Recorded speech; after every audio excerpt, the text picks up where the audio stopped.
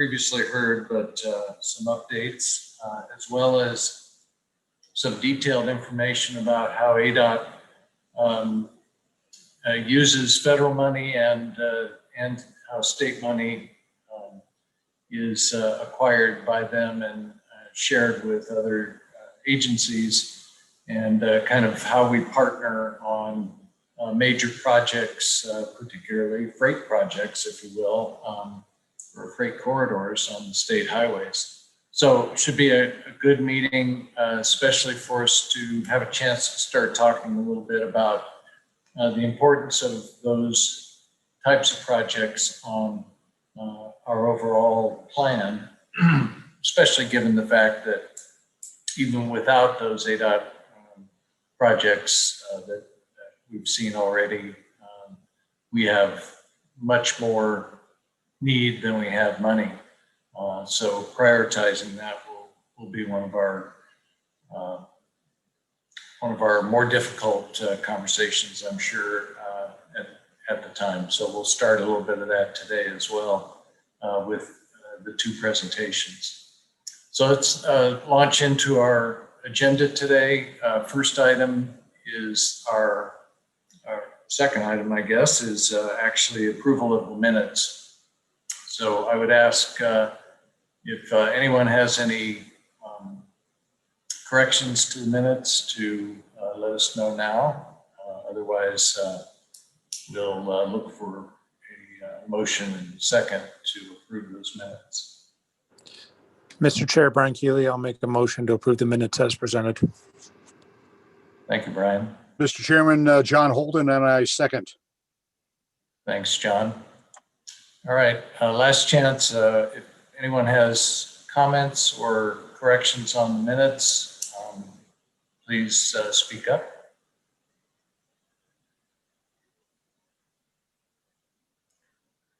All right, hearing none, let's vote on that motion and second to approve the minutes. All those in favor say aye or wave Aye. your hand. Aye.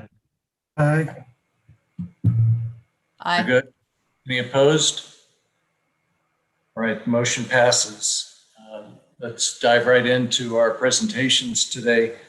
David Mitchell is going to run us through what is a lengthy regional freight plan, very detailed overview, which he's going to provide to us. And we'll let David jump in and take over your screen. Hello, good morning. Thank you, Mr. Chair. Can you hear me okay? Loud and clear.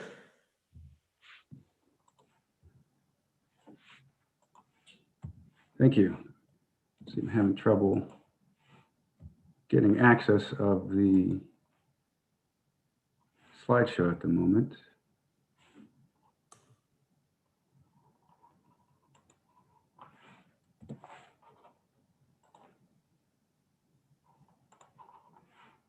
Crystal, are you there? Are you able to see me move the mouse?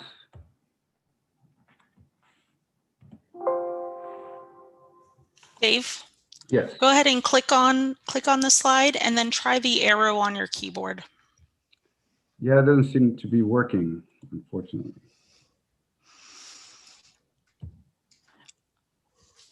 I have control, I can see that. Yeah, I see that you're moving the mouse fine. I can move through the slides for you if you'd like, if you just let me know when you're ready. Yes, please, thank you. You go ahead and advance it to the start. I apologize for that, everybody. Good morning. My name is David Mitchell. I'm the Senior Transportation Planner at PAG. This morning, if you did leave the office or did leave home for your office, you may have commuted in and passed by a semi-truck, perhaps on the freeway. Maybe you waited at a railroad crossing, or maybe you didn't commute at all. Maybe you stay at home and notice that there's an increase in Amazon trucks coming through your neighborhood.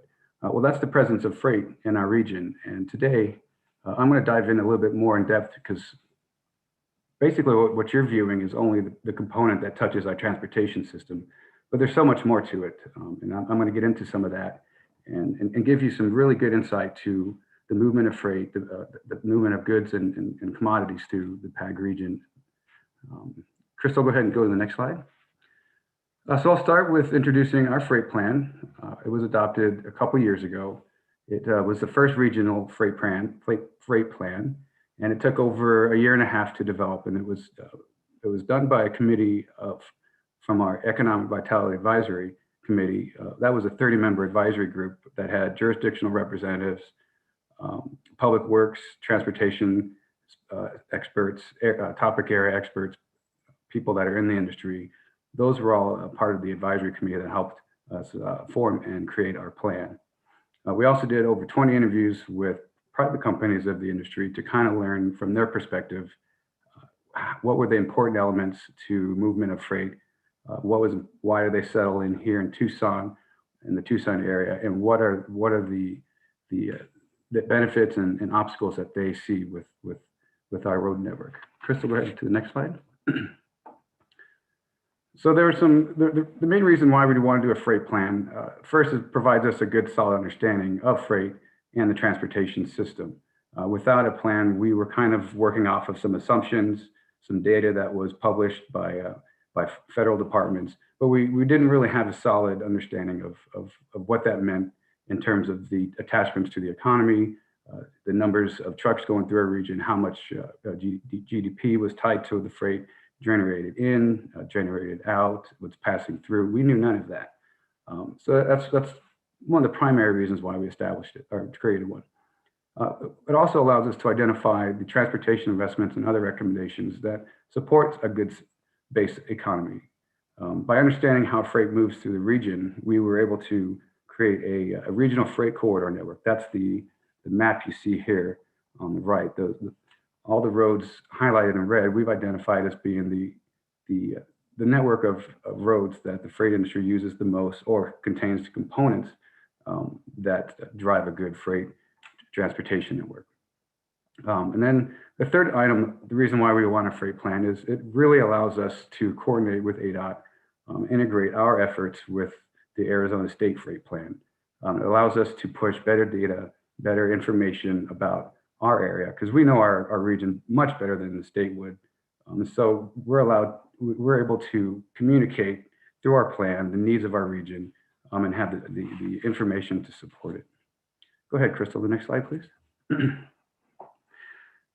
We also were able to address some federal performance measure requirements. We're able to learn how does freight connect to the regional economy, and we'll look at some numbers on that. There's a lot of really good information if you haven't had a chance to look through the slideshow. So there's some really good stuff.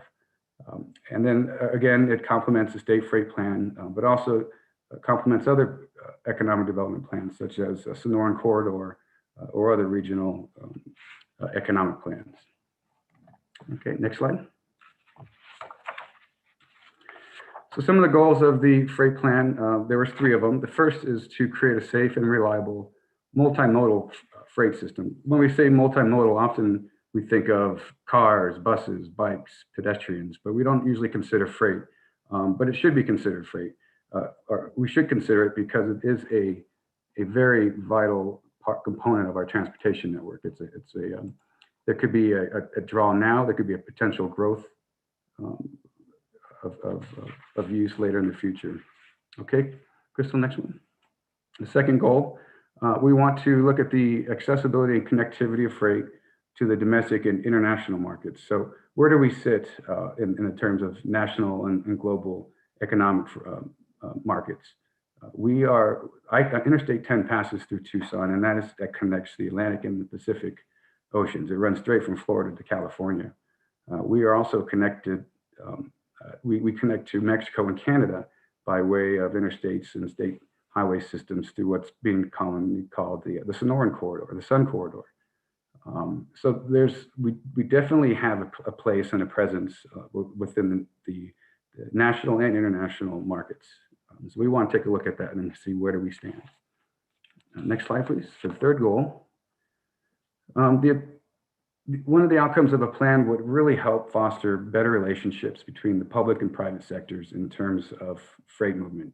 It allows them to have an understanding of the region so they can talk to each other when certain agencies get together at the table and they understand what the needs of freight are, they can consider that with whatever it is they're working on. And that kind of ties into what we're doing here now with the understanding of how freight works in our industry. We'll be able to consider that with the development of RTA Next. Particularly, we would want to look at see which of the projects or which of the program elements would foster a healthy freight relationship. Okay, next slide. So what's in the plan? Well, there are several components, but first we look at the connections to the regional economy. We see what types of goods are coming in, passing through, what's leaving in terms of exports. What does the job market look like, and what types of industries are considered freight industries? We have an inventory of key freight assets. Primarily, that's data. That means that we know we can map where the freight activity is happening, and we can see what types of numbers are associated with that. And we'll look into a lot of good data on that. And then we can also look at there will be an overview of freight performance in the plan. And that's to look at the federal performance measures, but also some measures that were identified in our long range plan. And just to see how are we performing in terms of the interview feedback that we got from our private industries. Next slide, Crystal. Also in the plan, I mentioned it previously, we identified our regional freight corridor network. If I spell out the RFC, that's what I'm talking about. These are the interstates and the other major roadways that are semi-trucks, that are train systems, and everything are tied to in terms of our road network. So we'll look at that again in more depth and see what that's all about. In the plan, there's some recommendations and strategies for best actions to support freight. There's a look at some of the planned projects and a short analysis of what those projects bring in terms of freight benefits. Okay, next slide, please. So we talked about the economy and how does freight tie into the economy? Well, here we show there's 4 components that are directly impacted by freight: employment, the GDP, industries, imports and exports, local goods. Those are all different things that are connected to freight movement. And freight, for the most part, uses our road network heavily. We'll take a look at that. There's obviously air movement and rail movement through our region, but most of our focus will be upon the movement by trucks. A lot of our data supports the movement of big trucks. Excuse me. We are trying to find more accurate data to support information on movement of small trucks. And also, I'd like to give a disclaimer that the data in this presentation is from 2016. When we did our plan, that was the most available data at that time. I do have some updates to some of the presentation, but where I don't have any new updates, it is important to realize that some of the data has now been about 4 to 5 years old. But, let's go ahead and take a look at some of the economic factors. See these here on the screen are our freight intensive industries. The takeaway here is that we have about 1/4 of our jobs are related to freight. And of those quarter jobs, almost 1/3 of it is generating our regional GDP. So there is some opportunity there for some growth. We'll take a look at where do we stand regionally in terms of with our peers and nationally or with the state averages. But this is a look at where we stand. Sorry, Crystal, next slide. We have quite a few sectors that are related to industry, and that's manufacturing, transportation and warehousing, and wholesale trade. Those ones we are all performing under national averages for employment share.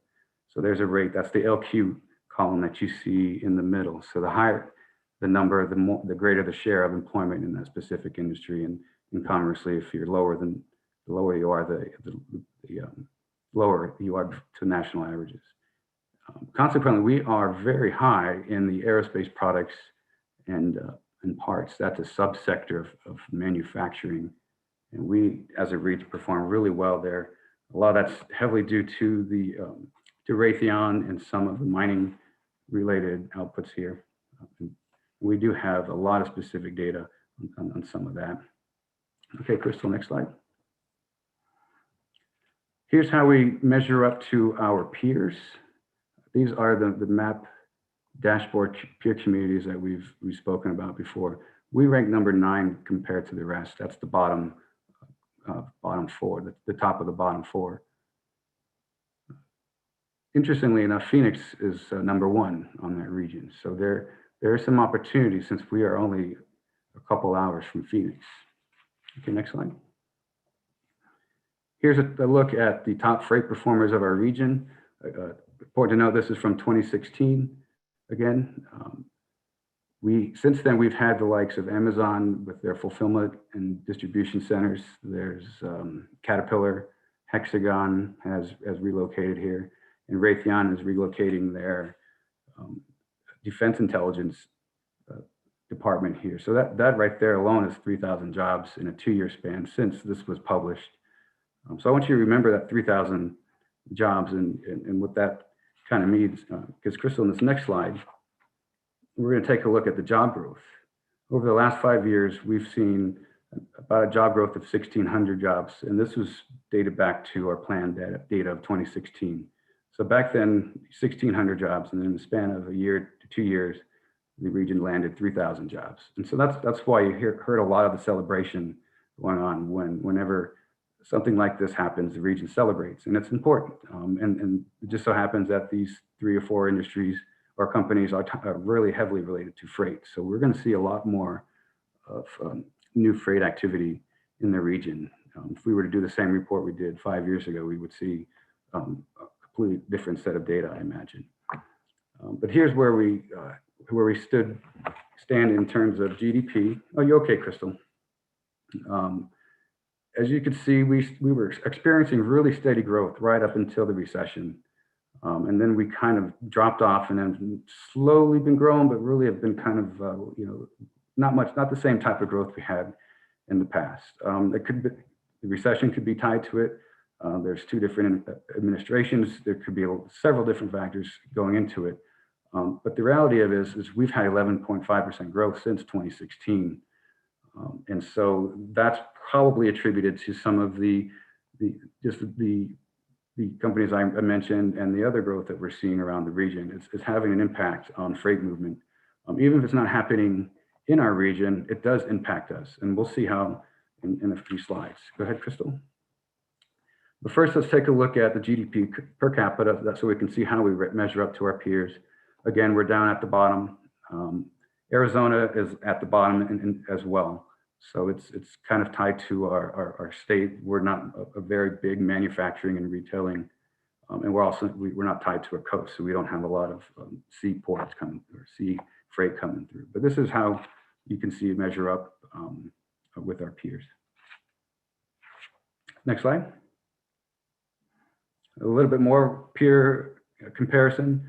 This is a look at the outbound advanced product flows. This is the one that we're performing very well in terms of job share. We're still ranked down towards the bottom, but if you look at some of the cities that we are comparing to, there's a lot of bigger populations and bigger industry in general. Next slide. So where do we get all this data? We had a study done when we were developing the freight plan by CPCS, and they did a commodities flow study. What we learned from that is that more than 3/4 of our freight movement is pass through. So this is stuff that's not generated in our region. It's not stuff that has a destination within our region. It's coming in from New Mexico and going all the way to California, or going north to Utah, or maybe it's coming in from Mexico and then going up north. There's a huge impact of outside movement through our region. When we look at the numbers, we see about the same for inbound and outbound. The imports and exports are relatively balanced. And this is just a general profile that we know of our region. We can say that most of the freight value by truck is being generated. It's in a concentrated area. It's really interesting to note of our network is a lot of our freight assets are concentrated along the interstate systems or in areas where land use has allowed for industrial development. But those areas include the Tucson International Airport, Davis-Monthan Air Force Base, Innovation Park up in Oro Valley, the 3 copper mines in the region, I-10 and Tangerine, and I-10 north of Grant Road. So I've identified those as the 5 heaviest of the freight generating locations in our region. And that was through the commodity study. Go ahead. Next slide, Crystal. So we talked about, there's a lot of truck freight. There's some air and rail freight going through. This is an analysis of how much of each has in percent share. And there, 84% of it is being done by truck. This is all the inflows and it's by dollar value. We can also look at it by tonnage. And for this measure, it's pretty much the same type of numbers, similar trends. But Crystal, for the next slide, we can see the outflow. Here, it drops to 65% of all the outflows are being done by truck. So it's a little bit lower. However, it's important to note that if we were to do it by tonnage, the metal ores would completely flip that. Just the sheer weight of some of the mining industry. We do have a lot of exports in terms of tonnage. Next slide. Here's how the state performs. Different counties measured up up against each other in terms of freight generation and commodity groups. Pima County ranks number 1 or 2 in 11 of the 16 categories. So just some food for thought, some information on that. We really excel in the metal ores. Maricopa that's the only one they don't place in all these categories. Otherwise, they're first. So it's kind of interesting to see how the Maricopa County is the main economic driver of our state, and we're right behind them. So we can expect potential growth to mirror the success of the Phoenix region. Next slide. Here's a look at freight share with our other counties in the state. We rank 3rd in the state with over 8.7 billion in exports in dollar value. Next slide.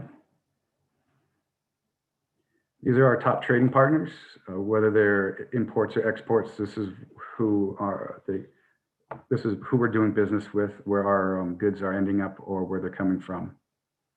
A lot is being done through the Phoenix network and through Los Angeles, but we do see a couple connections to Mexico in there. We see Sonora, Mexico, and some unknown states. Again, this data comes from our freight study. And here's a look at the types of commodities that are coming through the region. Interesting to note all of the agricultural products. That's probably the produce coming up from Mexico. That's in gray.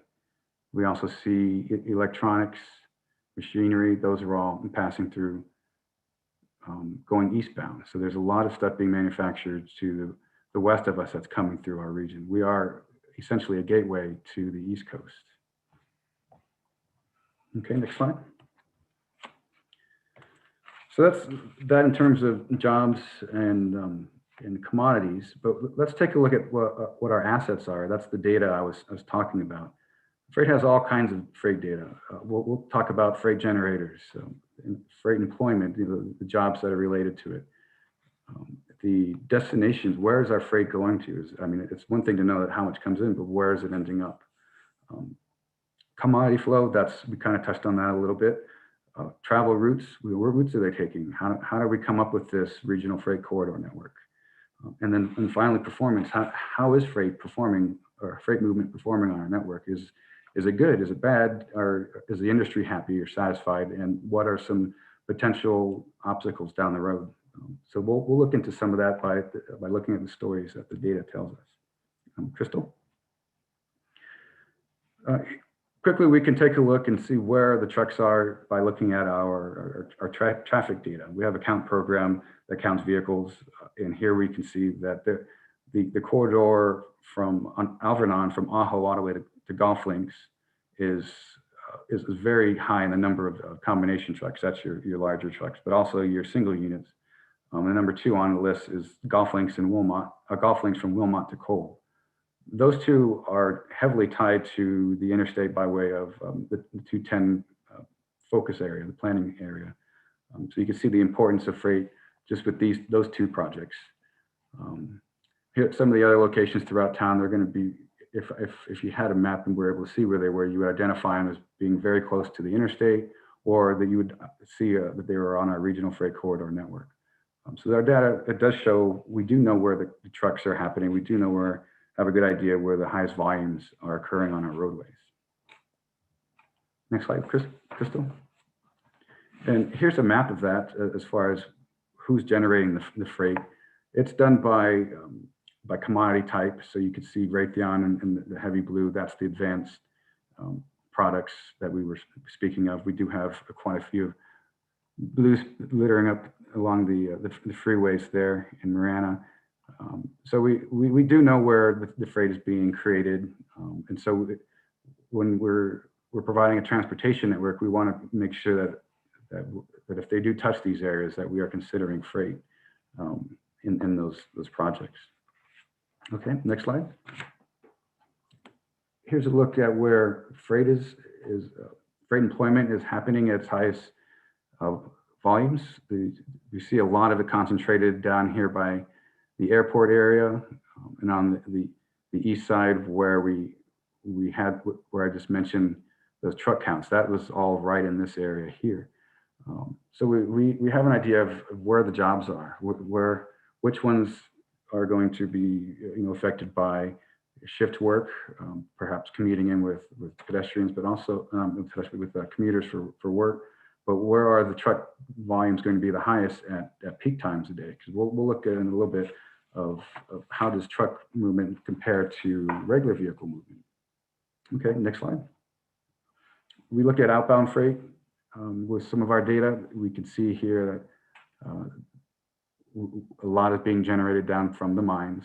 This one happens to be looking at the amount of tonnage. Okay, next slide. We have data showing where freight is ending up. The areas on the map with red, deeper orange, those are the highest concentrations of where our imports are heading. So we know where our inborn freight is heading to. Next slide, Crystal. We're looking at a map here of travel times for freight. These are the trucks on our roadway network. And any areas in green and yellow, that green is good. Yellow is fair, and red, which you don't see very much of. Even if I zoom in, you're not seeing very many. They're happening at mostly intersections, but we're not having long stretches of roadways that are affected by freight delay. These are travel time index. It's a ratio of what you would expect to get at normal free flow versus what you're going to get during your travel time during a peak flow period, such as rush hour. Next slide, Crystal. We mentioned, I briefly touched on this earlier. This is how much share the freight trucks have on our roadways compared to regular vehicles. The green and the red are the freight movement. That's an interstate versus the surface tree comparison. And then the 2 gray bars, those are what we would call rush hour. That's our peak travel period for the region. At no point do we see freight ever top 7% of our share on our roadway network. So while it is important to address freight needs, it's also important to understand that the freight does not have a very large presence on our roadway network in terms of miles traveled.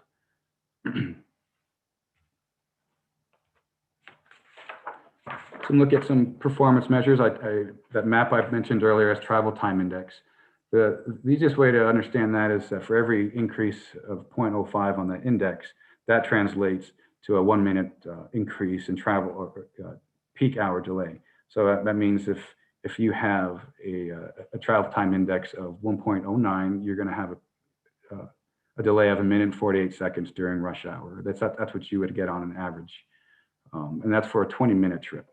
So that if if you were to take a 25-minute trip, you'd have to do the math. But you can see here, I've identified the index and the delays for interstate versus non-interstate, and then also our regional freight corridor network. What does this mean? How does this compare to other stuff? Well, nationally, these are good numbers. We're not experiencing very much delay. We are getting the delay on our surface streets as we would expect. That's where we see traffic signals, construction, school zones, and then just higher volumes of traffic in general, slower moving traffic. So you're gonna naturally see a lower performing freight movement on a surface street. But we do like to see is that we are performing pretty well on the regional freight corridor network. And that's where we would want to focus our efforts anyhow in terms of freight and improving travel time index or improving peak hour delay is we want to focus on roadways that are on or touching the regional freight corridor. Okay, next slide. I asked the question, how do we measure up? Well, here's how we do with that travel time index compared to those peer communities. We're at the top, in the top half. I have highlighted two different other ones that are important to note. Medium populations, this is a national average, and likewise with large populations. A medium population is 500,000 to 1 million, and large is 1 million and up. And so I wanted to give you that comparison because at the time of the freight plan, we had not yet surpassed 1 million people in the PAG region, but we have since then. And so as you would expect, we would be right in the middle of those. If you look down, you can see that Phoenix, their travel time index, they have about another 20 seconds or so of delay, experience delay on their network during rush hour. Okay, next slide. Here's the travel time index over time. We have data all the way back to 1983, so we can see in a 30-year span, we've steadily have climbed. It's basically as the population will grow, so will the travel times will increase as well. That's just because of the presence.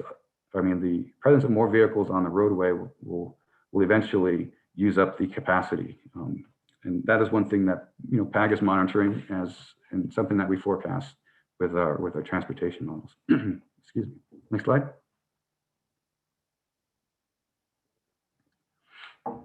So we talked to over 20 industries, and got some feedback, and this is what we found in terms of their perception or their feelings on the transportation elements of freight within our region. They didn't identify any concerns with travel time reliability, and that's important because in the freight industry, having reliable transportation times is essential. It doesn't matter if it takes 3 or 4 days. It matters if it gets there when it's scheduled to get there, because whether it's a component for a manufacturing process or if it's an end user requiring something at a specific time, freight is heavily tied to the performance of freight reliability. And the Tucson region performs very well on that, as shown through our travel time index measures. But these are some of the things that they've identified that they are expressing concerns with, and that's the condition of our pavement. The crosstown travel, there's some hot spots that are not connected to the freeways, signal timing, and railroad crossings. We have a couple areas on the freight corridor that at the time did not have any construction for moving through railroad tracks. But since then, we've had the Ina Road Bridge built. We're halfway through the Ruthroff Road, and those are both on the freight corridor network. So I keep mentioning it, so let's go ahead and talk about how we came up with our RFC, our Regional Freight Corridor Network. Well, there's 7 criteria that we use to determine if a road should be included as part of this package. Obviously, we would throw the interstates on there, and any of the federal required ones. Those would go on there automatically. We also took input from jurisdictional partners. If they identified something that was important to their recognized needs, we would include it with some point values. So all these criteria garnish some points, and then we use that to determine where that started to break off from the rest of the group. There was a natural separation, and we were able to use that scoring to create this network here. We also considered freight volumes, the dollar value of freight, stakeholders, if they identified something, whether maybe they've had something in the plans that we didn't have the data for, we didn't have the information on because it's happening in the future. But that kind of insight is also helpful. So those kind of considerations all went into the process to identify this roadway network. In our recently adopted RMAP update, our long-range plan, we see that our project list currently contains 109 miles of roadways that will benefit freight movement, and that is because they lie on the regional freight corridor network. And that's a very good number to address there. We talked about some of the projects. Well, here is a grouping of them. Most of these are tied to the interstate. I had mentioned the Einan Ruthroff bridges, but there's more than just the bridges. Those are also capacity projects. They're widening them to 8, the interstate lanes to 8. There's 4 interchanges, 2 of them once completed, one's halfway done, and then there's a Sunset and the Orange Grove interchanges that are they're in the planning process. If we were to look at I-10, that was looking at the west corridor. If we look at the eastern corridor of I-10, we see that's I-19 to Houghton Road. There's also widening there. Most of it's going to be 8 lanes. There'll be some segments that are 6 lanes, but the areas that are heavily tied to freight movement, those will all be 8 lanes. That's 4 in each direction. And there's 5 interchanges that are along that project. And that includes the Houghton Road one that's currently being worked on. We go to I-19, excuse me, we have from Sahuarita to I-10, it's going to be widened to 6 lanes. It's in the planning processes. There's 3 interchanges. That includes the Ajo interchange that's currently going through phase 2. And then there's the connection to Mexico down south, the border in Nogales is the SR 189. That's the improvements they're making there. Those will affect us because it's going to support freight movement into the country and movement through our system. Perhaps trucks that were bypassing and going west may now be able to come through our region. Okay, next slide. Actually, no, it'll stay here. I'm sorry. We also have the 2 state highway systems. That's the State Route 210. That's the eastern segment planning area right now where aviation drops off and turns into golf links. There are plans to look at how does that connect to I-10 by way of Alvernon, Palo Verde. What is golf links going to look like? That's a whole freight corridor, and that is in the planning stages. And of course, the Sonoran corridor will connect I-19 and I-10. That one is also in very early planning stages. And PAG has does support the addition of a Sonoran corridor. So we have taken a position on that one. Okay, next slide. So we'll go ahead and we'll wrap up by taking what do we learn from our freight plan? What can we apply to our planning processes? Well, we've recognized that PAG region is a service-based industry, and there's a very low share of employment in freight-intensive industries. There's opportunity for growth, as we've seen with just the developments of the last couple of years, bringing freight-related companies in. So there's a lot of potential there, and it'll be fascinating to see how that affects our transportation demand and the needs on our network. We learned that advanced manufacturing is a regional strength, and we know by what scale, and we know what type of impact in terms of regional comparison with our peers. We also learned that most of the freight traveling in the region is pass-through. There's not a lot of imports or exports in our region. We learned that there's a concentration of freight assets, particularly on our interstates and what we've identified as our regional freight corridor network. In my final slide, we learned that there are currently no significant issues in terms of freight movement on our freight corridors. There are no bottlenecks in our region. Freight reliability is very high, and the industry is very satisfied on the whole with meeting their demands for getting their product where it needs to be on time. We learned that traffic growth will possibly stress our system. The capacity needs of the future may be much greater than they are today. That we've seen some models forecast a doubling of the number of freight trucks, by 2050. So it'll be interesting to see how that pans out. And then we learned that there's a considerable number of projects already in the works that are addressing the region's interstates and freight corridors. So it seems like we're in a good position for moving forward for whatever the future does hold in terms of freight. With that, Mr. Chair, I will give it back to you and open up for any questions. Thank you. Thank you, David. I have one kind of quick question for you. When you were talking about ADOT freight projects, if you will, you were talking about the, say, the Western I-10 projects, and you talked about Ruthroff to Ina and those ongoing or recently completed TI projects, but you also said Sunset and I think Orange Grove were considered other projects of theirs. But I didn't hear anything about Tangerine or Cortero, both of which I thought were kind of in hotspots, I guess, of freight, at least locally. Yeah, the majority of the projects that I had brought up were ones that appeared in our freight plan.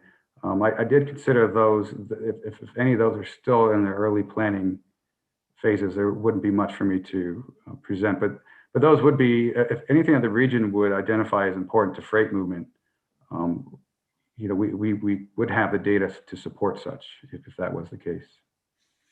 Yeah, those other two traffic interchanges are projects that ADOT has requested in their project list for RTA Next. So I was just curious about whether those are beginning to show up or have been there for a while. Well, I could tell you that the Tangerine and I-10 is one of our high areas of freight generation and destination. We have seen that already in our data. And that's about all I can report on. Yeah.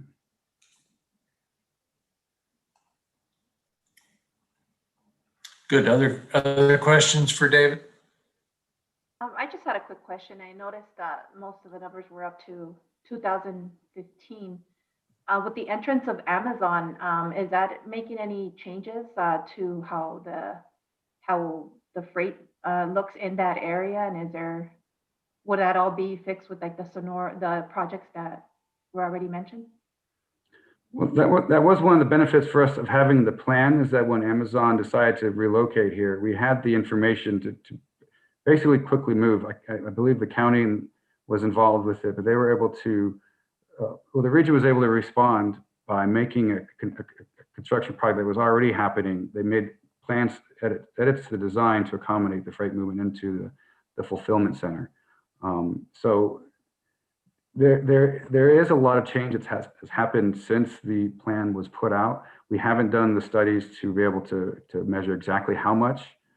We could tell you that the indicators are suggesting that the data is improving in all the areas that I had shown, but we don't have those numbers. We would have to conduct another study of all of that. This is Arlen. I have a question about the surface of the roadways and the regional freight network as identified. I'm thinking that given that the semi trucks, in addition to buses, probably are the heaviest impact on the surface of the road and the degradation, and that the freight industry identified the surface condition as being their number one issue on here. Did the study identify how much of that network, the regional network, is either concrete or concrete underlay versus just asphalt pavement? And I'm thinking that's number one. And number two is I'm thinking that a consideration might be at least above a certain percentage of travel, and I don't know what that would be, that that regional network ought to be over time converted to a concrete surface to maintain the pavement for a much longer period of time for all drivers, not just the trucks, but clearly the trucks have an issue. I'm not aware of such data available. We would be able to run an analysis of what the current conditions of those roadways are, but I'm not sure about the underlay or components necessarily. But thank you, Arlen. Good question. Okay. Mr. Chair, we have a raised hand from Mr. Mel Cohen. Yes. Do you have any information on self-driving, the self-driving trucks and the impact? I assume you're talking mostly about the automated vehicle industry. That was recognized in our freight plan as some trends that are forthcoming, some opportunities. At the time of the plan, we did not have much data on it. It was still a relatively new concept. And at the moment, I don't have anything available in terms of that as well.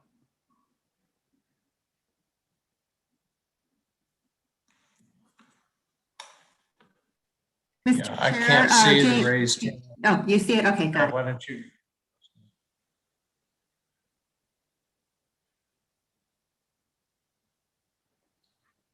Mr. Chair, this is Jamie. I have a question. Go ahead, Jamie. If the bulk of our freight is passed through, how does that contribute to positive GDP for our metro area? I'm not catching that connection. I wasn't necessarily trying to make that connection. What we do need to recognize is that is what's putting the strain on our network in terms of freight movement, is the pass-through freight. That was all. It's just something that we learned about our region. So for our committee, is that something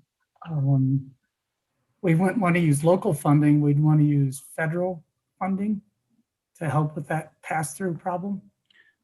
Is that the implication, or? I wouldn't necessarily jump to that conclusion. Some of the pass-through freight may have facilities where they're actually spending the night.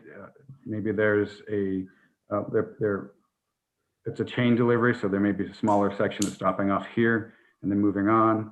We do have numbers that were done in our recent air quality study that freight, the rail system is moving twice as much fuel through our region than they had during the last, I think, three-year study. So there's something happening further down the region, the freight network, that is impacting the movement of fuel, and it's coming through our region. So it's just something to be able to understand and know about your region is what's happening. And the best we can do is to look at the data and make that determination. Thank you. Mm-hmm.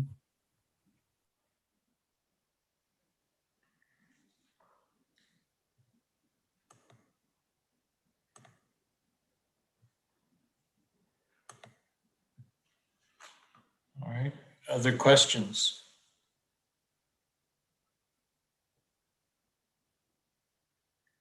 All right, David, you'll be staying on, I assume, through the next presentation as well? Yes, that's right. I'll still be on. Good. I have a feeling that there may be some, some opportunity to bring you back in as we start hearing a little more about ADOT's programs. Sure. Thanks very much for your presentation. Thank you very much. We're going to move on then to our next item on the agenda. And Nathan, I believe, is set to present on a different funding, especially for ADOT facilities. Thank you, Mr. Chair. My name is Nathan Barrett. I'm PAG Program Coordinator here at PAG, and I'm going to be walking you through a presentation that we're calling Transportation Funding 102. Next slide, Crystal. We're going to look at ADOT funding, and we're going to do that through a four-step process. First, we're going to look at the federal funds that ADOT receives. Then we're going to look at the state funding that ADOT receives. We're going to look at how those two funding sources come together in the ADOT 5-year program. And then we're going to look at how the ADOT 5-year program interacts with the needs that we have in our region and how we interact with ADOT to fulfill transportation needs. Now, I'm calling this presentation Transportation Funding 102 because it's kind of a sequel to a presentation I gave to the CAC a couple of years back. Was fairly well received, and we actually went on to film a video of that presentation. And so before we get into Transportation Funding 102, we'd like to re-show you Transportation Funding 101 to jog your memory on where we are and some of the basics here on transportation funding. We have here on the table a representation of the average annual transportation revenues that our region receives. Each box represents $10 million. In 2006, voters in our region approved the Regional Transportation Authority, a special taxing district which collects a half-cent sales tax which is used for transportation projects. As you can see, the RTA is the largest single funder of transportation in our region. These funds are also the most flexible, as I'll demonstrate now. These yellow and red boxes represent federal transportation funding sources. They come to us either through the Federal Transit Administration, the FTA, or the Federal Highway Administration, FHWA. FTA funds can only be used on transit projects. FHWA funds are more flexible and can be used on a variety of projects. However, these funds come with additional requirements which can prolong project timelines or increase project costs. Because of that, they are better used on larger scale projects which can better absorb those increases. We generally use FHWA funds on roadway projects. The Highway User Revenue Fund, or HURF, is a state collection of state transportation funding sources, including the state gas tax or the license and registration fees. Regional HURF can only be used on roadway projects, but that includes roadway projects with multimodal elements, such as bike lanes and sidewalks. A small part of our regional HURF can only be used on state-owned facilities, on interstates and freeways and highways. Which then brings us to these white boxes, these ADOT funds. These funds are a collection of state and federal funding sources, but like our smaller box of regional HURF, can only be used on state-owned facilities, on freeways and interstates. The way we use our RTA dollars, however, have been defined by you and your neighbors. In 2006, voters approved a transportation plan which defined how these funds are used. That RTA plan sets aside dollars for transit, for roadway projects, for highways and interstates. That plan even sets aside RTA dollars for projects that would have otherwise been very difficult or even impossible to fund through other transportation funding sources, such as traffic signal technology or wildlife linkages. As we look to the future and a continuation of the RTA plan, the flexibility that we have in determining how these RTA dollars are to be used is unmatched by any other funding source. Because of this flexibility and the quantity of RTA dollars that we receive, the RTA is a key component in delivering quality transportation to our region. Okay, so hopefully that jogged your memory, and we are going to explore a little bit further about what is in those white boxes, those ADOT dollars. So let's start with federal transportation funding that ADOT receives. The current transportation legislation is called the FAST Act, and it has 8 funding programs that are allocated to the states based on a formula. So they are non-competitive. Of those 8, or let me back up, those 8 programs make up 70% of the funding in the FAST Act. And of those 8, these 5 programs that I'm going to review real quickly here represent 95% of the dollars that go to individual states. So if you do the math, these 5 programs represent 2/3 of federal transportation dollars in current legislation. So master these 5 programs and you will be an expert on federal transportation dollars. So first, we have the National Highway Performance Program, the NHPP. These are dollars that can only be spent on the national highway system. Generally in Arizona, the vast majority of our national highway needs are on the interstates. So the NHPP is generally programmed by ADOT, 100% by ADOT. But we also have the Surface Transportation Block Grant Program, STBG. In older federal legislation, this was called the Surface Transportation Program, STP. So you might hear that term as well. Currently, it's called STBG. Now, this federal transportation program is shared between the state and between COGS and MPOs like PAG, and it can be used on a variety of different projects. These were the red boxes that I showed in that video. Next is the Highway Safety Improvement Program, HSIP. This is, it comes to Arizona in a non-competitive formula way, but then it is distributed onto projects in Arizona in a competitive statewide grant program. It's fairly strict in terms of cost benefit ratios. Project has to prove that it's improving safety in specific ways, but they can generally be used all over the state and even on locally owned roads. Congestion mitigation and air quality improvement programs, CMAQ. These are only available to certain areas of the state that are having air quality problems, issues, and can only be used for projects that will improve the air quality. And finally, National Highway Freight Program. This is actually a fairly new program. Many of these other programs were around in one form or another in previous federal legislation. This one is still fairly new, less than 10 years old. And it's used primarily for freight projects. One of the reasons why we as a region developed that freight plan that David walked us through was because of this program and the need to identify what our national highway freight needs. In terms of the amount of dollars each of these programs has, total federal funding in Arizona in fiscal year 2020 was about $800 million. And over half of that was in NHPP funding, National Highway Performance Program funding. About 225 million of that was in STBG, and that was split, like I said, between the state and between COGS and MPOs. COGS and MPOs received 55% of that, and the other 45% was used by ADOT around the state, including and sometimes in areas in the PAG region. HSIP and CMAQ were a smaller proportion of the federal funds that our state received, and the Highway Freight Program was an even smaller portion. Now, I had mentioned that there were 8 programs that come to the states through formula.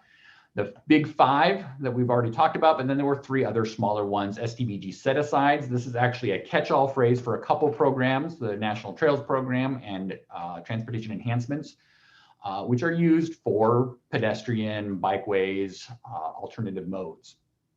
Metro Planning, which is used to fund organizations like PAG in their planning efforts. And then the Rail Highway Crossing Program, which is fairly self-explanatory. It's exactly what it sounds like. It provides funding for the crossings of rail and highways. Okay, so that brings us to where does ADOT's state funding come from? And the acronym to know here is HURF, Highway User Revenue Fund. It comes from a variety of different state revenue sources, but I've broken it down, grouped them in 4 different categories here. Gasoline and diesel taxes represent roughly half of the HURF dollars. That proportion has been shrinking over the years for various reasons, which I won't go into today. Vehicle license tax. This is actually a property tax on vehicles. So the newer and more expensive the vehicle, the larger the BLT that is collected from that. That represents about 1/3 of the HURF collections. And then there's a number of registration, license, other fees that are collected by the state for transportation purposes, represents about 15%. Now, I put motor carrier fees off on its own, not because of its size, it's only 3%, but because of the nature of those fees. Those fees are collected from freight transport, big rigs, semi-trucks, etc. So how does it get from HURF collections to the actual use for projects? I'm going to walk you through this. Many of you, if you've been around the transportation funding industry for a while, you may have seen this very complicated tank diagram that ADOT produces every year that has their actual numbers. I'm going to simplify that tank diagram a lot, but you can find that on the ADOT website if you really want to delve into the details. So in 2020, ADOT collected roughly $1.5 billion from those various HURF revenue sources. From that total collection, there were some set-asides that were taken out of the HURF formula. Most famously, there's a $10 million set aside to fund the Department of Public Safety, the Arizona Highway Patrol. But there's also set asides for the Economic Strength Fund and a few other smaller funds. After those set asides are taken out, roughly half is distributed to cities, towns, and counties, and the other half is deposited in State Highway Fund. I say roughly half. The actual percent is 49.5% that goes to cities, towns, and counties, and 50.5% that gets deposited in the State Highway Fund. It's just easier to say roughly half. So once that half is deposited into the State Highway Fund, it becomes the State Highway Fund. It's no longer HERF funds. And from there, there's also some additional set-asides. The biggest, perhaps, is regional HERF. This is the HERF 12.6, HERF 2.6 that you might have heard about. These were the green boxes in that earlier presentation. Of the regional HERF that gets set aside, 3/4 of it goes to MAG, and PAG gets the remaining quarter. There are other set-asides for debt service. There's a second set-aside at this level of the distribution formula to fund the Arizona Highway Patrol as well. And then the rest gets deposited into ADOT's operating budget. In 2020, that was a little under $400 million. Keep in mind, this is not $400 million. It's available for projects. This is their full operating budget. So they're using it for routine maintenance, for overhead and staff salaries, et cetera. Now, going back to that roughly half that goes to cities, towns, and counties, it gets distributed to cities, towns, and counties through a formula that are based on two factors. The first factor is population, and the second factor is the proportion of gasoline and fuel sales that occur in the county of origin, in the county. So using fiscal year 2020 as an example, these were the actual amounts of HERF distributions to cities, towns, and counties in our region, roughly $110 million. Now, again, these HERF dollars are not fully available for projects. Jurisdictions use them for a variety of transportation purposes, including routine maintenance and staff salaries. Okay, so let's put it all together and let's start talking about the ADOT 5-year program. The ADOT 5-year program is basically the tip for ADOT projects, right? It's a program of projects. Don't confuse this with the STIP. The STIP is the State Transportation Improvement Program, and it's a collection of every COGS tip as well as the ADOT 5-year program. You put it together and you have all the tips in the state in one document. But this is just the ADOT 5-year program. You look it up online, download it, read through it. There are 4 sections in the ADOT 5-year program. Section 1 is highways. Section 2, MAG and freeway programs. Section 3, PAG and freeway programs. And then airport and aviation projects. For our purposes today, we're going to focus on section 1 and 3 and talk about how those 2 sections interact. So section 1, it's called the highway program. There's a bit of a lag on my button pushing here. Okay, so section 1, highway program. These are projects that are largely determined by a technical need. Okay, ADOT has measurements on bridge deficiency, pavement degradation, pavement preservation, et cetera. And based on formulas and need, the section 1 is developed. And it's usually, like I said, pavement preservation, bridge rehab, safety improvements, et cetera. It's in section 3, the Greater Tucson Area Program, where we have a lot of say in how ADOT's transportation dollars are spent in our region. We develop this cooperatively between PAG and ADOT. We identify mutual priorities and needs, and together we come up with section 3 of this 5-year program.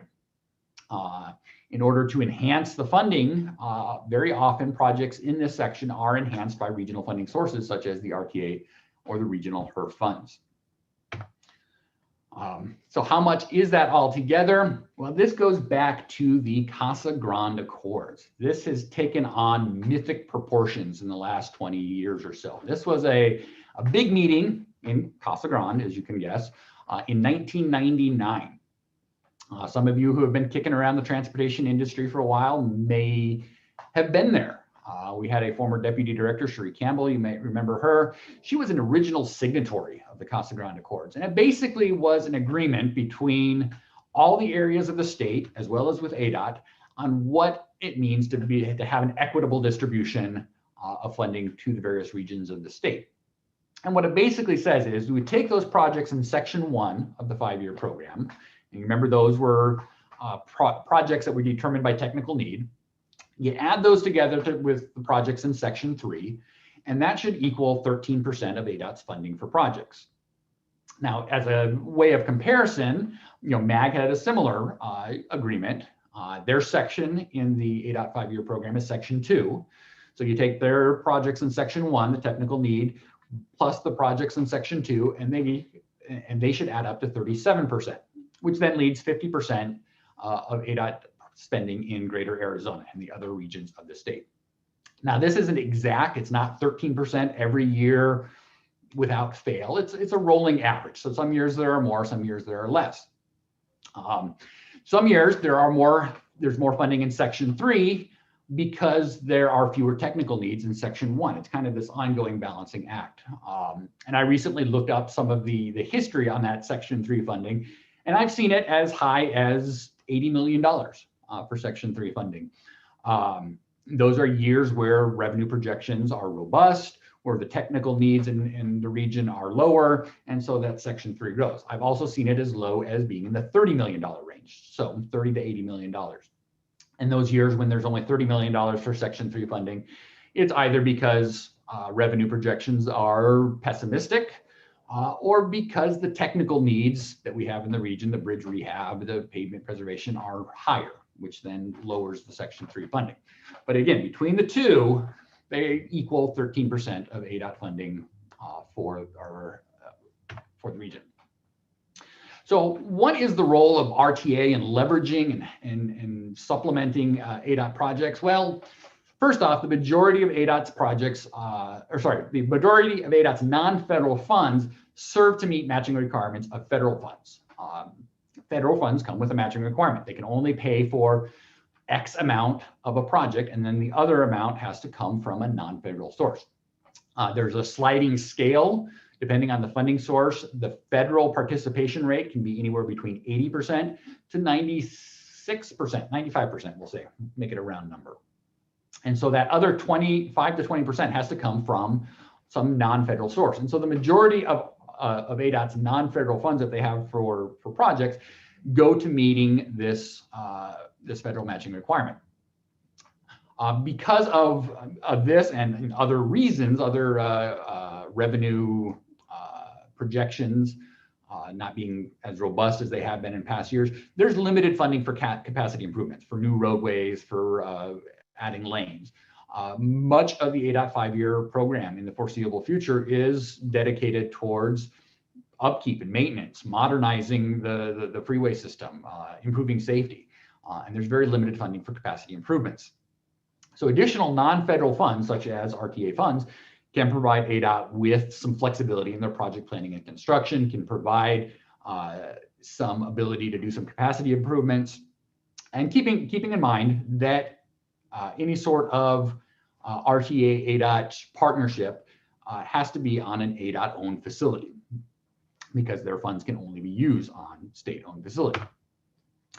I want to wrap this up by giving 3 examples of some ADOT regional cooperation in areas where ADOT has cooperated successfully with organizations like PAG and MAG. My example number 1 actually comes from the MAG region. The MAG region has a half-cent sales tax that's administered by ADOT, and it's called the Regional Area Road Fund, the RARF. And over 50% of the RARF that is collected goes towards freeway and state route projects. Some examples of RARF-funded projects: the widening of I-10, an interchange on I-17, new road construction. These are projects that are either 100% funded by RARF or are majority funded by RARF. So what we see here is a model of regional cooperation where ADOT and the MAG region identify freeway needs to be fulfilled. My next two examples actually come from the PAG region. Example number 2 is the current RTA plan, which included several named projects on ADOT right-of-way. This was the roadway section of the RTA plan. For example, I-10 Twin Peaks interchange. This was one of the first projects that the RTA did, came out very early. I-10 interchange and overpass at Ruthroff. This is currently underway. And a smaller project down south, New Frontage Road off of the Canoa Ranch interchange on I-19. Example number 3 is dealing with RTA categorical funds. ADOT was set to do a pavement preservation project on SR 77, and the RTA saw that as an opportunity to do some things that ADOT normally wouldn't do in this type of project, and that is to include sidewalks and other amenities like bike lanes, street lighting. And so the RTA partnered with ADOT on this project, acquired some cost savings because you're doing both projects at the same time. You're using the mobilized construction force, and together created a better project. So in conclusion, ADOT is a valuable partner in regional transportation services. They have delivered projects using RTA and HER funds over the last many years, and I can answer any questions you might have. Thanks, Nathan. Really great overview of the current situation, I guess. Not as perhaps as direly conclusive as ADOT would let us know, certainly, and I'm sure that they're right about that, because they seem to reserve virtually all of their money nowadays for pavement creds. But I have a question about the current RTA and the proposed request from ADOT, and it mainly has to do with the cost sharing, or the source of funding for those projects, and percent local versus state. So on the current RTA, do we have an idea of those ADOT projects, maybe what the average or overall sharing of costs might be? In other words, if there's, let's say $100 million of local RTA money, what did that leverage to bring us in terms of total projects from ADOT? Now, I recognize that these go back even before the Great Recession and even current difficult times, but just to get a general idea of what are we talking about in order to get these ADOT projects, what have we spent in the past, and then maybe compare that to the request that we've received now from ADOT and the projects included in that. I'm going to give Jim DeGrood first bite at this apple. Okay, thank you, Nathan. Let me see if I can get myself back in here. Okay, great. I just wanted to let you know that we have identified the projects and their funding amounts actually in the RTA plan, those dollars that are leveraging the ADOT funds on a number of projects. First of all, we had the Twin Peaks interchange. The Twin Peaks interchange, which was done, I want to say, started in 2010-ish. That project, we actually underspent the RTA obligation, in part because at the time we were designing it, we were piling all kinds of federal monies and other funds onto it, anticipating a big project cost. Then we had the Great Recession hit us just before the project bid. Prices plummeted, and we actually only ended up having $10 million-ish that we actually invested, although we had, I believe, $30+ million in the plan for it. Another project that we did recently that was recently completed was the INA interchange. The INA interchange, we contributed the the amount that was identified in the RTA plan, and we contributed it using federal funds. So it wasn't actually, it was our federal share, which as Nathan mentioned, is much harder to spend, those federal STBG dollars. We applied those regional STBG dollars to that particular project. We're doing the same thing with the Ruthroff TI and the work between Ruthroff and INA. The total amount that was identified in the budget or in the RTA plan was $59 million there. That project is well in excess of $200 million between the parcels or the pieces. And so that gives you kind of a sense of what the scale of it is. We really, when we identified what we thought the costs that the RTA should put into it, really kind of focused on, you know, the access to the region portion of it and the railroad crossings. So that's really kind of how we came up with the numbers there. Final thing I would want to mention is that on SR 77, which is going to start work in April, we were interested in bike and pedestrian access and safety issues. We worked with ADOT to try to incorporate those into the project. We did it kind of creatively. We got out in front of it, and we actually expended money on the Hawk crossing that is just south of Rudersville Road on Oracle Road. We improved that. That was our contribution to the project. We did that in advance because, frankly, we had a history of 3 fatalities within 3 years at that location. So ADOT had a need for that to go forward. We had the ability to react quickly using our local funds. We did so, and they're paying us back, if you will, by putting the sidewalks up Oracle Road. So hopefully that probably covered in too much detail, but anyway, that's what I got for you. That's great. Just to kind of clarify it for me just a bit, Jim, on INA, you say we didn't really use any RTA funds for our match. We had other sources that we used for the match. Although, did it not show up on the RTA as a project? I mean, we had intended to contribute RTA funds toward it, and we didn't need to because we had the other source. And same question with Ruthroff. I probably made that too complex. The RTA board in 2014 pledged STP and 12.6 to the delivery of the RTA plan when we were looking at funds. That's how we did it, and or why we did it with those dollars. And we're working with those 3 fund sources together to deliver the plan. And I see Mr. Mogini coming on. He's probably going to set the record even straighter. No, I just wanted to make sure we respond to your question, Mr. Chair. So roughly 10% of the current RTA roadway element was dedicated towards providing support for ADOT facilities. So that's just a good number to look at, 10% of that in the PAG region. And as Nathan mentioned earlier, 56% of it in the MAG region are used on the ADOT facilities. So I just want to add that to the conversation.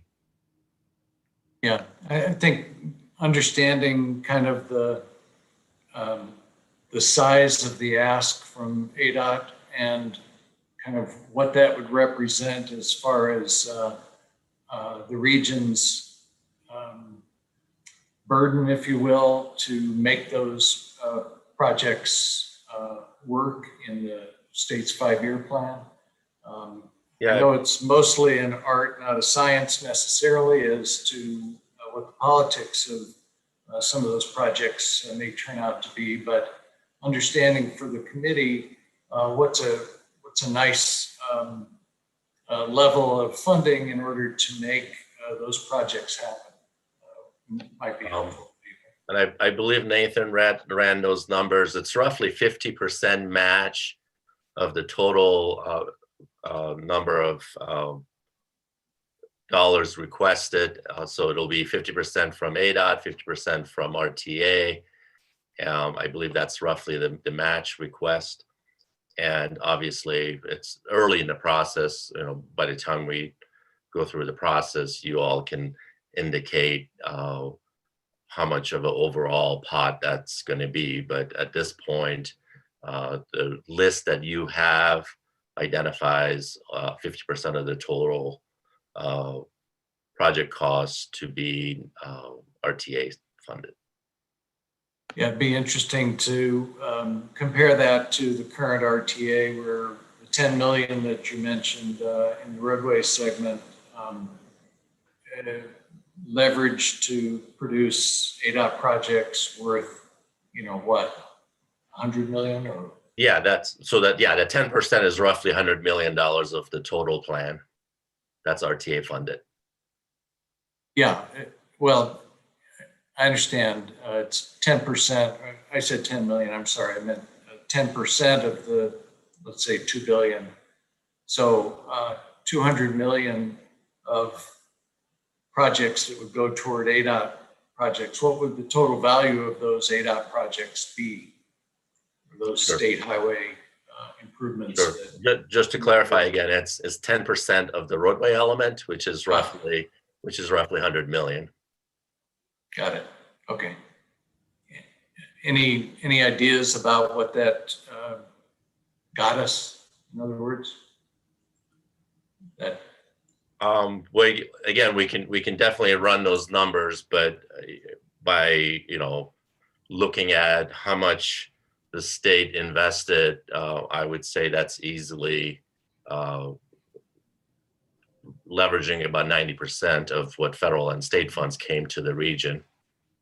So we can run those numbers to give you an exact number, but it's definitely a small fraction of what we're able to get from state and federal dollars. Yeah, and it just shines a very bright light, I think, on the current request from ADOT and what their current fiscal situation might be, in that the request is 50% as opposed to what might have been, let's just guess, at 10% or so of leveraging for us last time. Okay, John Bernal, you have a question? Yeah, thanks, Tom. I believe the Sonoran Corridor planning is considering a rail connection in addition to a roadway connection from I-19 to I-10. Nathan, would any of the federal freight program money be available for new rail connections? And could we even use RTA monies for any portion of that? In terms of federal requirements or federal eligibilities, I'd have to look into that because that's not a funding source that's generally been available for PAG program. I'm not as fluent in that funding source as I could be, so I'll look into that. As far as RTA eligibilities, I'll defer to Jim and Farhad on that.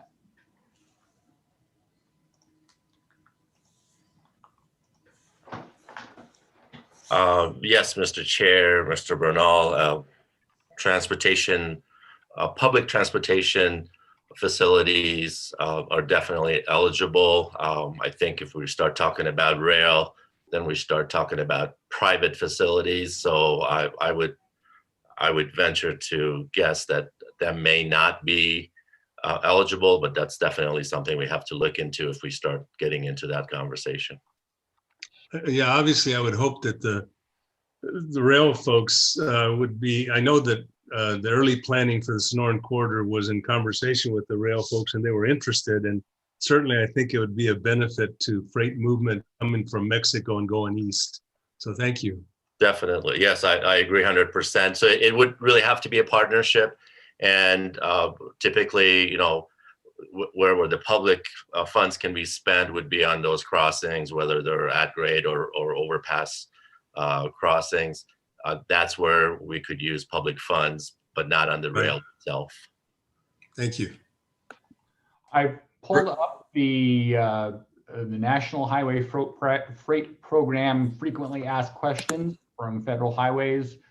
And after a cursory look, and I'll give this a closer look this afternoon, but after a cursory look, the only rail projects I'm seeing as eligible in this program are railway highway grade separation projects.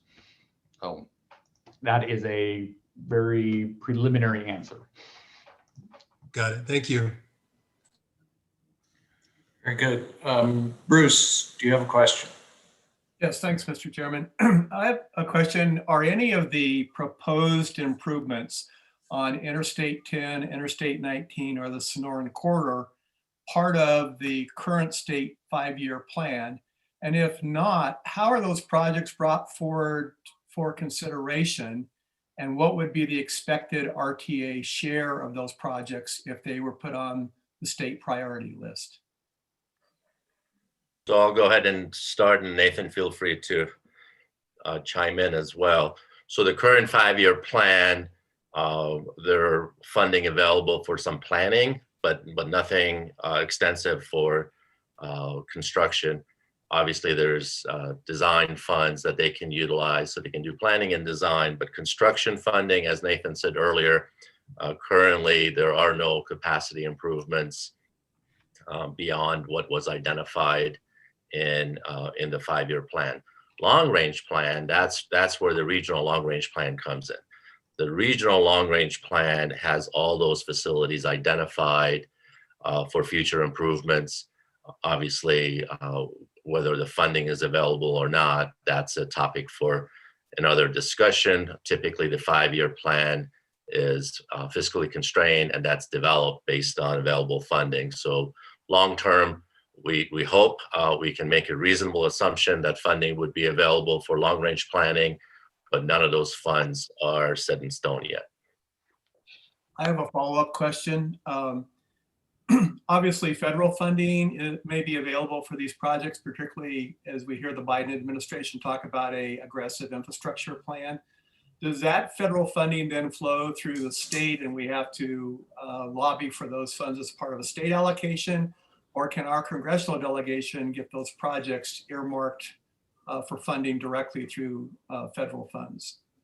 It really depends on how the legislation would be drafted at that point. Obviously, if there is opportunity for direct distribution of those funds, we would be able to, obviously, hopefully prioritize our projects and make sure that as a region we have projects that we would consider for earmarks. As you all know, the earmark exercise has gone away over the last 10, 15 years. And, definitely that's something that may come back as a form of direct distribution of federal funds.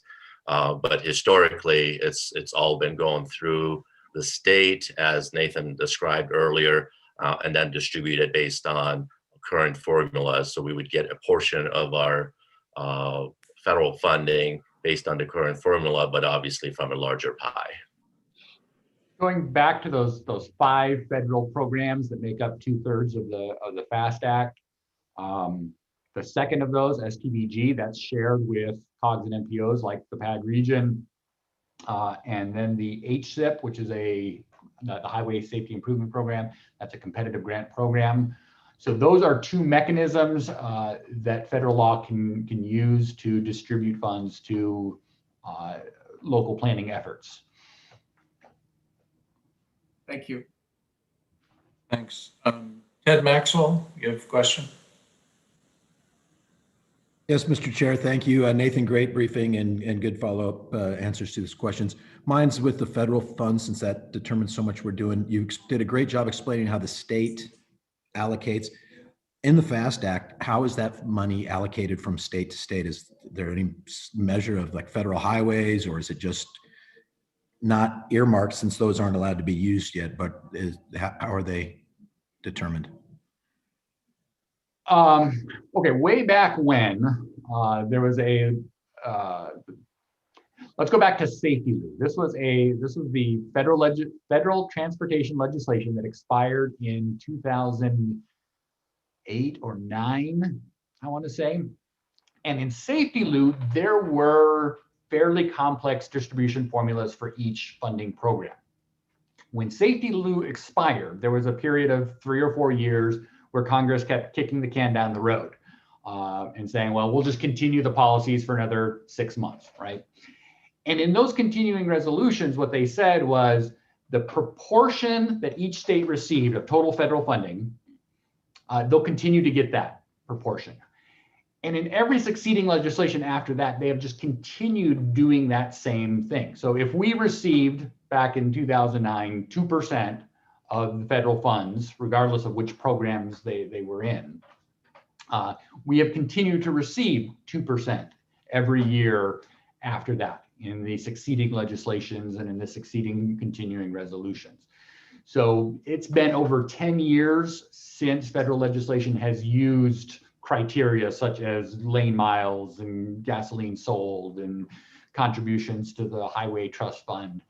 It's been over 10 years since those things have been used as part of the distribution formula. It's just been kind of a lazy, continue the proportion you received last year. All right, thank you. Good. Jamie, do you have a question? Actually, Bruce asked the question I was trying to figure out. Thanks. Any others? Mr. Chairman, this is Diane Shiflett. I have a question for Nathan. Go for it, Diane. Thank you. Yeah, you spoke about the State Route 77. You're going to start the work in April, and you mentioned the bike and safety issues. Did that example include the wildlife crossings and the fencing in that area? Thank you. At the time, I wasn't thinking about that, but that is a great example also of areas where RTA has leveraged additional funding on state routes. Specifically, it does not. Does not include the wildlife projects within that particular project. Okay.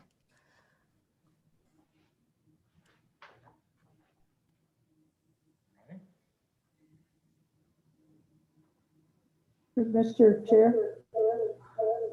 All right, Carolyn. Oh, I'm getting an echo. No, I just wanted to clarify that it was the last SR 77 project that he was using an example of. And that one did include the wildlife infrastructure. Correct. I get a lot of feedback, Carolyn, on yours. Are you on your phone also? I think you may have to mute. Mr. Chair, if I may, I think I heard the question. So again, if you recall, the examples that Nathan used were pot of funds that were part of named projects, and then there were a pot of funds that were part of categorical projects. And so obviously any additional categorical funds that are supported to enhance ADOT facilities would be counted as part of that. So wildlife crossings definitely are part of our categorical funds, as well as the sidewalks and bike lanes and any other safety improvements.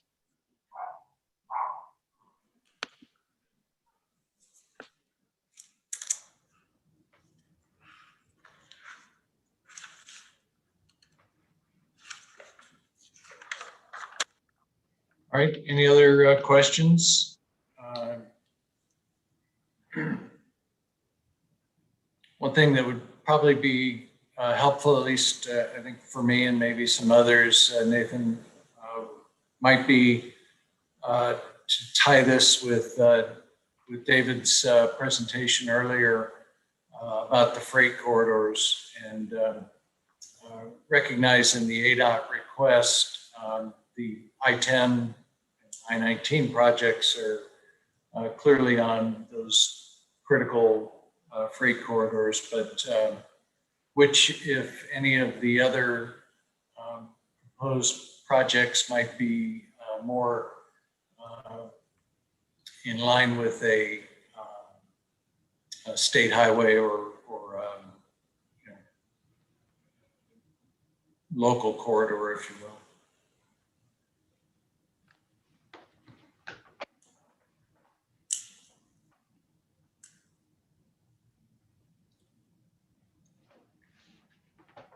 I've written that down and we'll look into it. Good, thanks.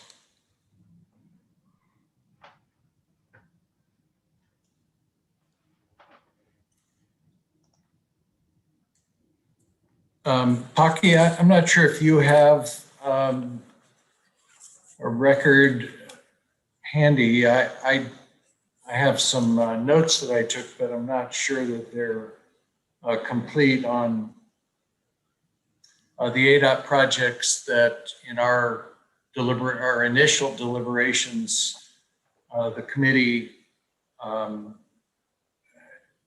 brought forward where an individual may have asked for that project to be included in the list, or where we were looking at the performance and goals met as we were evaluating the projects. But in the ADOT request, I had the Tangerine and Cortero TIs that I had mentioned previously.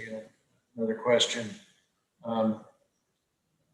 And then some I-10 East projects, basically from Keno to Country Club, and also Alvernon to Valencia, and then I-10 to Keno, or I-19 to Keno.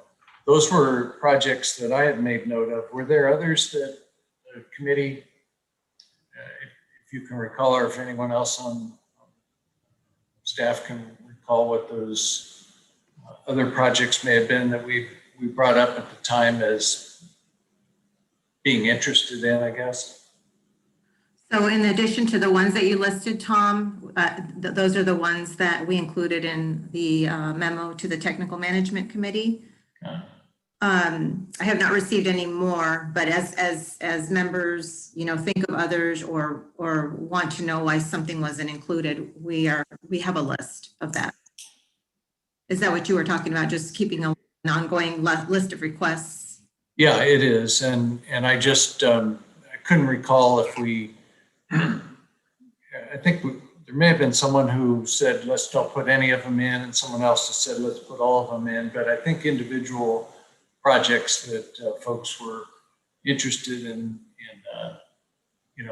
at least in a first list, if you will, of seeing were the ones that I had mentioned. Might ask John Bernal if he would mind giving us a little bit of an update on where the TMC is with regard to evaluation of any of these, particularly these state projects. Mr. Chair, I don't recall that any of the ad hoc efforts were focused on any of the state projects. Of course, TMC hasn't met for quite a while either. I don't have any recollection of reviewing those projects. So, Mr. Chair, just as a reminder that all the submittals are still part of the universe of projects. Obviously, the next step in the process would be to start looking at the benefit and the value of each project and how they're aligned with the overall goals, both CAC goals as well as the long-range plan that was recently adopted. So I think a better way to respond to that is to give you an update on the regional RMAP long-range plan that was updated recently, and kind of make sure that we identify all the projects that have been requested so far and how they're aligned with the long-range plan, and continue to have that conversation about alignment with the CAC goals. We still want to maintain the universe of projects as part of the conversation. And then later on in the process, that's where I think we get to what you're referencing as far as starting to prioritize individual projects. I think we're probably a few months away from that exercise. Yep.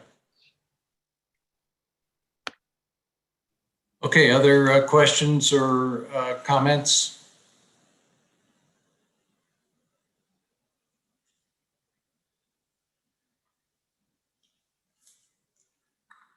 Anything else either Nathan or David would like to add to the conversation?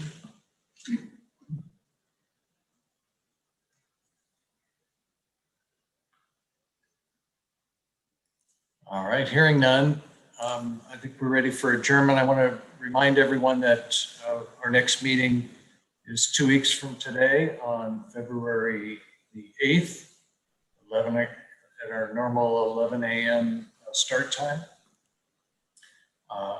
Any other requests or comments from the CAC before I adjourn our meeting? Mr. Chairman, this is Diane Shiflett again. Sure, Diane. I just have a question. Some of the data that was presented to us today is dated and it is pre-pandemic, where we are seeing a lot of changes in something as simple as remote work could change those traffic numbers. Is it possible at some point those numbers will be updated and shared? So, Mr. Chair, I'll take a quick pass at it, and then hopefully if Paul wants to chime in, please do so, Paul. But again, our long-range plan is really the most recent document with the most recent information. So that's the document that we're going to provide an update to you at the next meeting. But obviously there's a lag in the data, there's a lag in modeling, and we all recognize that we don't have all the information on what the long range impact of the pandemic is going to be. But the immediate impact, we have that data, and we believe that we have significantly recovered from that immediate impact, and we're pretty much back to pre-pandemic levels on most of our data. And I'll let Paul chime in if he wants to add anything to that. Sure. Just a couple quick points. We don't know what the new norm looks like. Mr. Mogimi is completely correct there. We're still continuing to track that. We're looking at new data, and we're also looking at acquiring new data specifically in regards to freight that will help us understand the picture a little bit clearer. We know that even though the VMT, the vehicle miles traveled, has returned to pre-pandemic levels, we're seeing different types of trips taking place. So we're seeing what appears at first glance to be more home good delivery, whether that's foods or products, other commodities, is a bit unclear, but we are seeing a little bit of a shifting taking place in the type of travel out there. So we'll continue to watch that, and we'll bring you any new data we come across and analyze.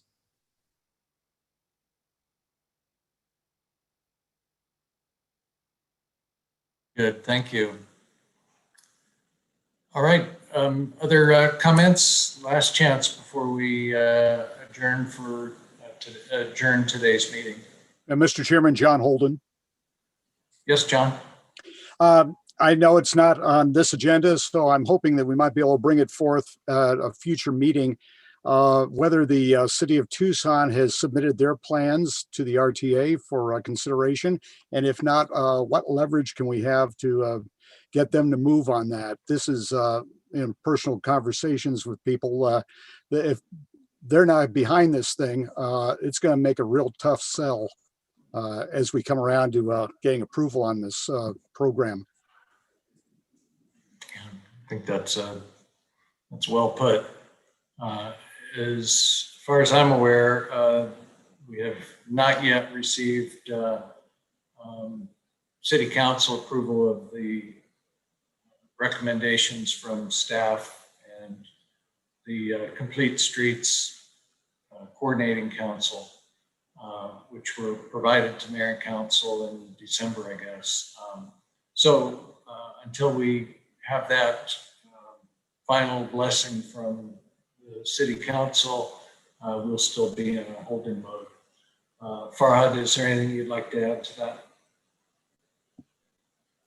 Mr. Chair, Mr. Holden, again, our desire is to have the universe of all projects, and we'll continue to work with all the partners to make sure that we have a good list of all potential projects before we move forward. And as part of that exercise, we've talked about this before, we definitely need to go back to the public. We need to get input from the public as well. So we want to make sure we have a comprehensive list before we do that. So that's the next step in our process. Once we receive the list, we'll be able to get input from the public as well.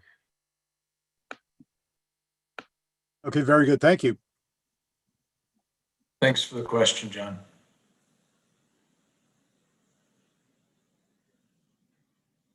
All right, well, thanks to the committee, and thank you to PAG staff for some great briefings today. And we will see you all again on the 8th of February. We are hereby adjourned. Thank you.